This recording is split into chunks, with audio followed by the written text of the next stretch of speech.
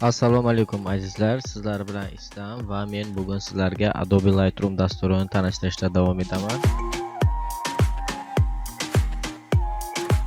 Bugungi videomizda Develop modulida joylashgan Lens Correction va Transform Effect Calibration bo'limlarini ko'rib chiqamiz.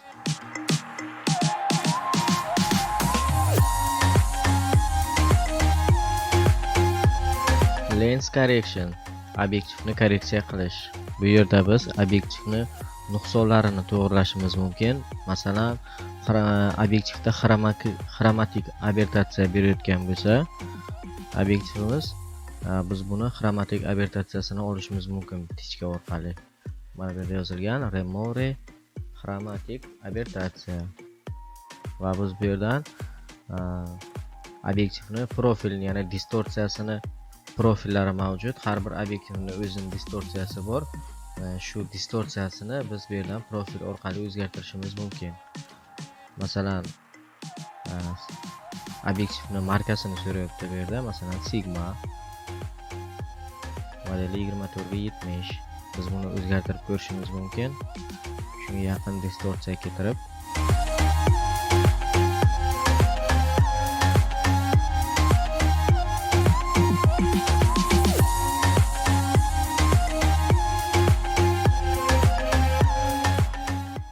yoki bu yerdan o'zimiz ixtiyoriy ravishda distorsiyasini o'zgartirsak ham bo'ladi.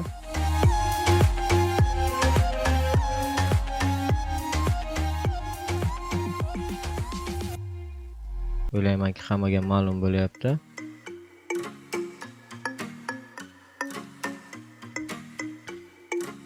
Yoki umuman hammasini noldan o'zimiz distorsiyalarini, xromatik abertatsiyalarni to'g'rilashimiz ham mumkin. Buning uchun biz profil bo'limidan manual bo'limi, ya'ni ruchnoy bo'limiga o'tamiz. Distorsiyasini ko'ramiz mana.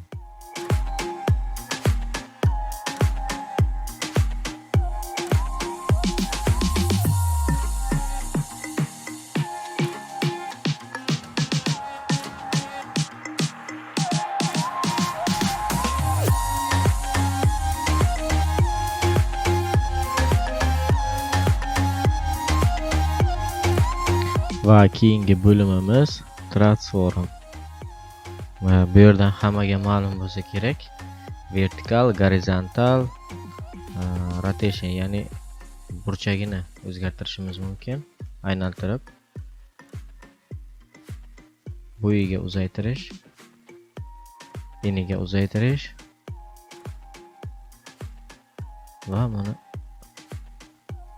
soat strelkasiga moslab aylantirish yoki teskarisiga.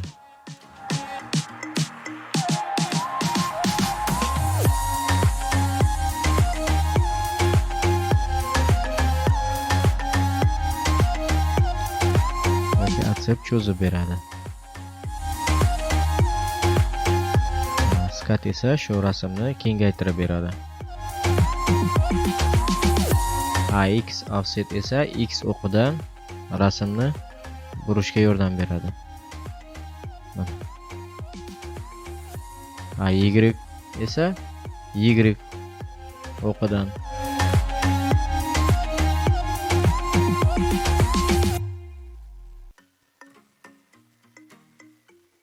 Burada o'zi ham variant taklif qiladi, avtomatik tarzda vertikal yoki umumiy ko'rinishini kesish.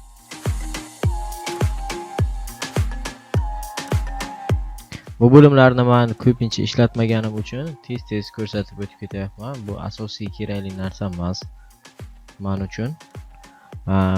Axborot sifatida sizlarga tushuntirib o'taman. Effekti. Bu yerda biz effekt berishimiz mumkin, ya'ni chetlarini qoraytirib. Mana. Yoki oqartirib.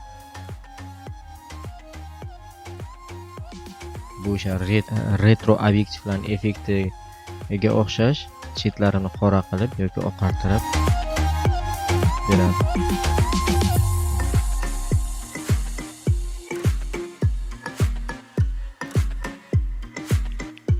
Grain, ya'ni bizga zerno shuni qo'shib beradi mana.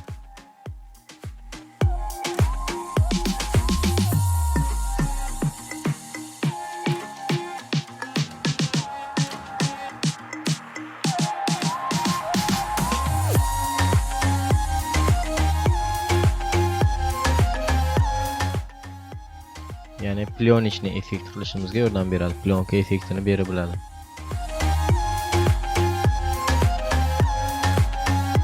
Va keyingi bo'limiz calibration. RAW kameramizni kalibrovkasini RGB ranglar profili orqali nastroyka qilishimiz mumkin.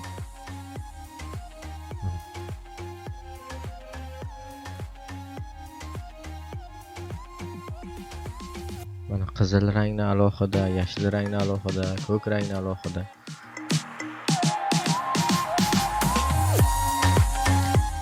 Ushbu bo'limlarni ko'p ishlatmaganim sababli sizlarga qisqacha tushuntirib o'tdim.